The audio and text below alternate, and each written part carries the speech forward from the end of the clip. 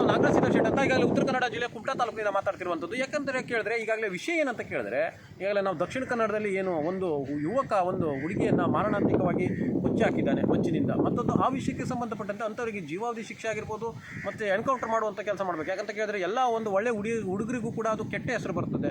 ಮತ್ತೇನಂತ ಕೇಳಿದ್ರೆ ಜನರು ಏನು ಹುಡುಗಿರಿಗೆ ಹುಡುಗರ ಮೇಲೆ ನಂಬಿಕೆನೇ ಇರೋದಿಲ್ಲ. ಆ ಒಂದು ನಿಟ್ಟಿನಲ್ಲಿ ಹೆದರ್ತಾರೆ.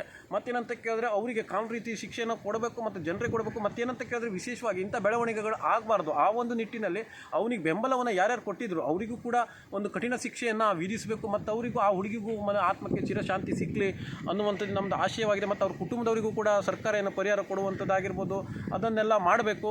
ಮತ್ತೇನಂತ ಕೇಳಿ ಇಂಥ ಒಂದು ಘಟನೆಗಳು ಮತ್ತು ಮರುಕಳಿಸಬಾರದು. ಆ ಒಂದು ನಿಟ್ಟಿನಲ್ಲಿ ಶಿಕ್ಷೆಯನ್ನು ಕೊಟ್ಟರೆ ಮತ್ತು ಮುಂದಿನ ದಿನಗಳು ಎದುರ್ತಾರೆ. ಮತ್ತು ಈ ರಾಜ್ಯ ಸರ್ಕಾರ ಕೂಡ ಇದಕ್ಕೆ ಸಂಪೂರ್ಣವಾದ ಇದನ್ನು ಮಾಡಬೇಕು. ಏನು ನಮ್ಮ ಡಿ ಕೆ ಶಿವಕುಮಾರ್ ಏನಿದ್ದಾರೆ ಅವರು ಇದನ್ನು ಇದು ಮಾಡಬೇಕು. ಮತ್ತೇನಂತ ಕೇಳಿದ್ರೆ ನಮ್ಮ ತಮಿಳುನಾಡಲ್ಲಿ ಯಾವ ರೀತಿ ಸ್ಟ್ರಿಕ್ಟ್ ಆ್ಯಕ್ಷನ್ಗಳು ತಗೊಳ್ತಾ ಇದ್ದಾರೆ ತಲಪತಿ ವಿಜಯ್ ಅವರು, ಅದೇ ರೀತಿ ಕರ್ನಾಟಕದಲ್ಲೂ ಬರಬೇಕು. ಮತ್ತು ಎಲ್ಲ ರಾಜ್ಯಗಳಲ್ಲೂ ಒಂದೊಂದೇ ರಾಜ್ಯಗಳು ಬದಲಾವಣೆ ಆಗ್ತಾ ಹೋದರೆ ಕಾನೂನನ್ನು ಬಲಪಡಿಸಿದರೆ ಮುಂದಿನ ದಿನಗಳಲ್ಲಿ ಏನೋ ಒಂದು ಮಾಡೋದಕ್ಕೆ ಅವರು ಹೆದರ್ತಾರೆ.